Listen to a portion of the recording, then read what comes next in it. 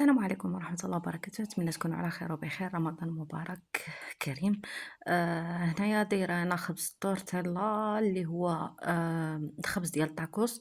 درتو معمر، اللي ما عندوش الورقة زعما يقدر يستعمل هاد الخبز هذا.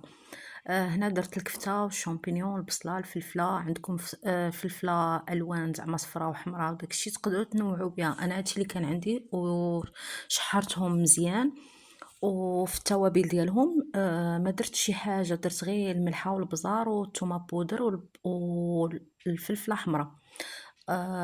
وهنايا كيري كنت شريت هاديك السائلة ما عجبتنيش، صافي وليت كنديرها في هاد الطياب، هو باين قدامكم.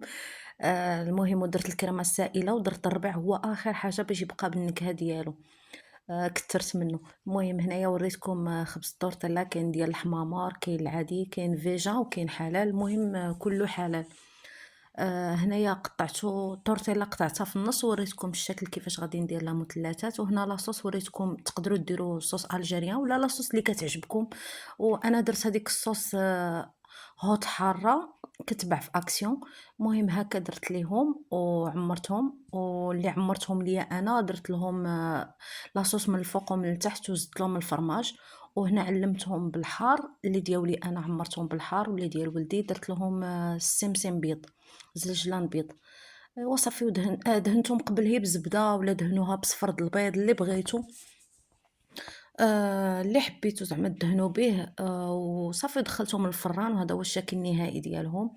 ونتمنى يعجبكم، وجاو زوينين الصراحه وبنانين. انا كنديرهم ديما في الورقه ولا في شي حاجه، ولكن ما كانتش متوفره عندي الورقه، ودرتهم في بهاد الطريقه هكا تيجيو مقرمشين وزوينين، ولكن راه دغيا كيطيبوا ردوا معاهم بال لان الحشوه طايبه. خاصهم غير ياخدوا اللوين وصافي تخرجوهم وبصحه والراحه.